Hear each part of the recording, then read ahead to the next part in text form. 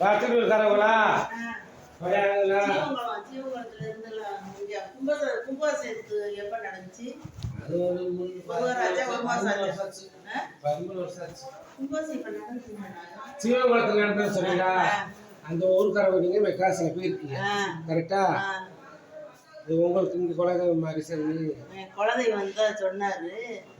அதுதான் இதுதான் சீவங்குளத்துக்கு வேற இருந்திருக்காங்க. கும்பாபிஷேகம் நடந்துச்சு, நேத்து நடந்துச்சு. சிவகுளம் சீட்ல எழுதி கொடுத்தாங்களா? நான் சொல்ல கேளுங்க. அது சிவகுளம் 48 பூசை நடந்து முடிய போகுது. ஆமா, நீ ஊருக்குள்ள போய் ஒரு ஆட்டோ பிடிங்க. ஊருக்கு போற பாதையிலேயே அறுகுளத்து விளக்குக்கு முன்னுக்கு பெருமர ஸ்டாப்னு இருக்கும். அதை வீட்டுக்கு போறதுக்கு முன்னுக்கே கோயில் இருக்கு.